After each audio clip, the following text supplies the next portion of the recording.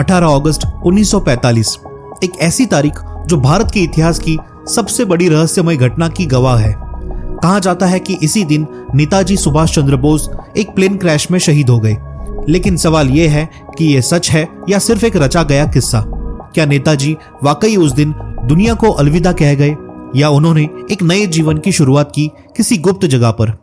नेताजी सुभाष चंद्र बोस एक ऐसे क्रांतिवीर जो आजाद हिंद फौज के नेता बने और जिन्होंने अंग्रेजों के खिलाफ स्वतंत्रता की लड़ाई को एक नए आयाम पर पहुंचा दिया। उनका सपना था एक आजाद भारत, लेकिन इस सपने को पूरा करने के लिए उन्होंने एक अलग रास्ता चुना, एक्सिस पावर्स यानी जर्मनी और जापान से मदद लेने का। जब 1945 में एक्सिस पावर्स दूसरे विश्व युद्ध में हार की तरफ बढ़ रहे थे तो नेताजी भी एक कठिन मोड़ पर खड़े थे। उनका लक्ष्य था सोवियत यूनियन तक पहुंचना ताकि वहां से मदद मिल सके। 17 अगस्त 1945 को उन्होंने अपनी अंतिम यात्रा शुरू की, सिंगापुर से वियतनाम के साइगाओ और फिर ताइवान के ताइहोकू एयरपोर्ट तक।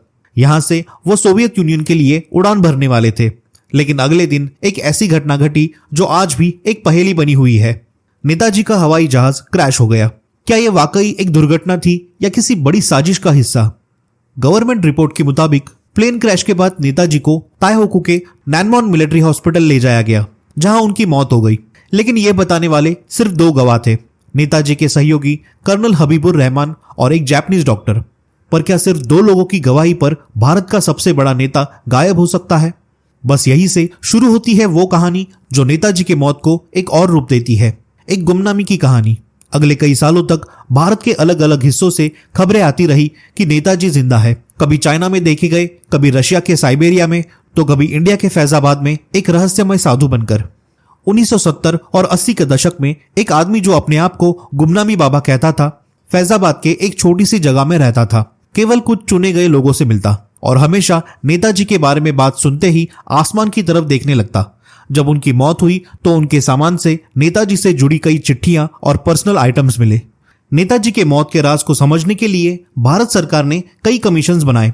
शाहनवाज कमेटी 1956, खोसला कमीशन 1970 और मुखर्जी कमीशन 1999।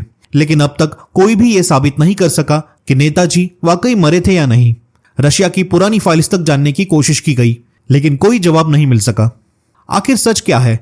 क्या एक महान क्रांतिकारी की कहानी सिर्फ एक प्लेन क्रैश में खत्म हो गई, या वो कहीं जीवित रहे किसी नए रूप में, किसी नए देश में?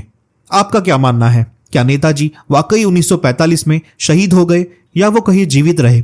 अपने विचार कमेंट सेक्शन में लिखिए और इस वीडियो को शेयर कीजिए ताकि नेताजी की कहानी हर भारतीय तक पहुंचे।